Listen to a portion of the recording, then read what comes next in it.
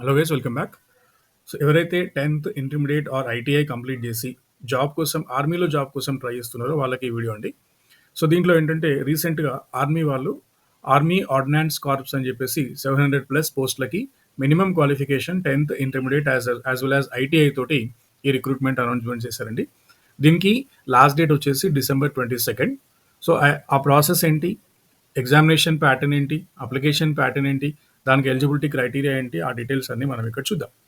ఒకసారి మనం ఈ వెబ్సైట్ అఫీషియల్ వెబ్సైట్ ఓపెన్ చేసిన తర్వాత, సో ఇక్కడ చిన్న రిక్వెస్ట్ అండి అందరికీ, ఎవరైనా జాబ్ అప్లై చేయాలనుకుంటే మాత్రం కంపల్సరీ ఆ అఫీషియల్ వెబ్సైట్ నుంచే అప్లై చేయండి. There are some fake websites ఉన్నాయి, అక్కడ నుంచి మాత్రం వెళ్ళొద్దు, మీరు మోసపోయే ఛాన్సెస్ ఉంటాయి. సో ఎప్పుడైతే మీరు అఫీషియల్ వెబ్ పేజ్ ఓపెన్ చేశారో ఇక్కడ స్టూడెంట్ కార్నర్ అని కనబడుతుంది కదండి, ఇది క్లిక్ చేయండి. క్లిక్ చేసిన తర్వాత ఇక్కడ మీకు స్కీమ్ ఆఫ్ ఎగ్జామినేషన్ అవన్నీ కనబడుతుంటాయి. సో ఒకసారి మీరు అఫీషియల్ నోటిఫికేషన్ ఓపెన్ చేసిన తర్వాత, నోటీసెస్ ఓపెన్ చేసిన తర్వాత ఇక్కడ మీకు కన్వర్తుంటుంది home notice apply like this. Notice అని క్లిక్ చేయండి, మీకు ఇక్కడ కన్వర్తుంది. 2nd December 2024 స్టార్ట్ అయింది. Last date to submit the application is 22nd December 2024. మనం ఒకసారి అఫీషియల్ నోటిఫికేషన్ ఓపెన్ చేస్తే ఇలా వస్తుందండి. సో ఇక్కడ డిఫరెంట్ పోస్టులు ఉంటాయి. ఈ లింక్ మీకు డిస్క్రిప్షన్లో పెట్టేస్తాను, చూడొచ్చు. మినిమం శాలరీ ఏంటి, మాక్సిమం శాలరీ ఏంటి ఇక్కడ కన్వర్తుంది మీకు. సో నెంబర్ ఆఫ్ పోస్టులు వచ్చేసి ఇక్కడ 389. ఇక్కడ రిజర్వ్డ్ ఏంటి, ఫిజికల్ హ్యాండిక్యాప్డ్ వాళ్ళకి ఏంటి, అవన్నీ ఇక్కడ కన్వర్తుంది, మీకు చూడొచ్చు. సో ఇక్కడ ఈ డీటెయిల్డ్ ఒకసారి బిఫోర్ అప్లయింగ్ ఈ డీటెయిల్స్ అన్నీ కరెక్ట్గా చెక్ చేసుకోండి.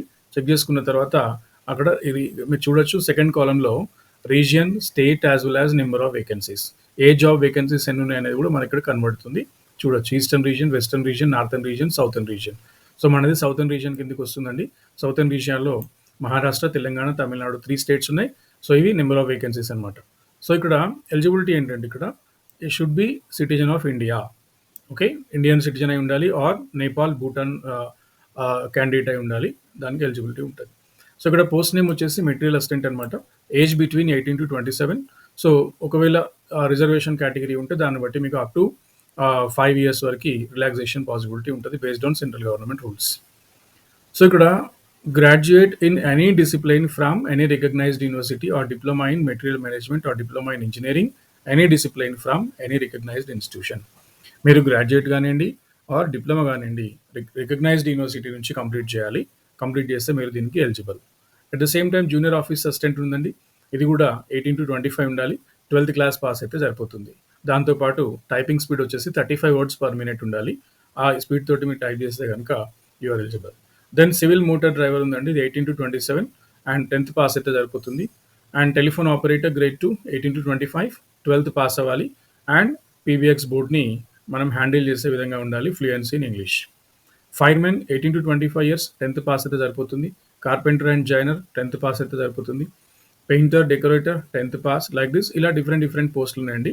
దానికి కావాల్సిన ఎలిజిబిలిటీ మీరు ఇక్కడ చూడొచ్చు.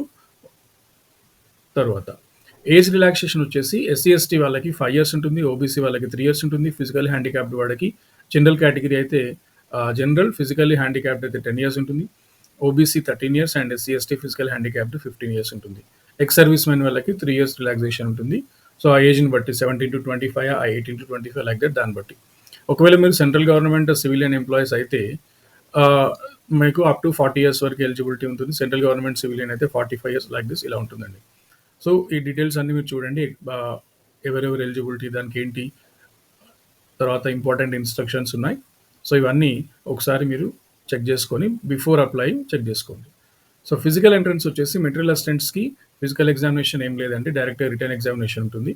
జేఓఏకి 35 words per minute ఉండాలి, or 30 words per minute in Hindi on computer. మీరు టైప్ రైటర్లో చేసినా కంప్యూటర్లో చేసినా ప్రాబ్లం లేదు. తర్వాత స్టేజ్ 2లో రిటర్న్ టెస్ట్ ఉంటుంది.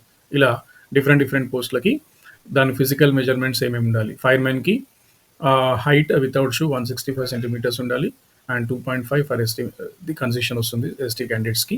చెస్ట్ వచ్చేసి 81.5 ఉండాలి, చెస్ట్ 85, ఎక్స్పాండ్ చేసినప్పుడు 85 ఉండాలి, వెయిట్ వచ్చేసి 50 kg ఉండాలి.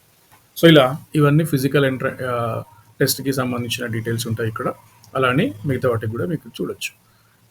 సిలబస్ వచ్చేసి ఈ పర్టికులర్ పోస్ట్కి ఏ సబ్జెక్ట్ అయితే లెవెల్ 1, లెవెల్ 2 ఉందో వాళ్ళకి general intelligence as well as reasoning 50 questions ఉంటాయి, 50 marks అండి. Numeric aptitude 25 questions, 25 marks.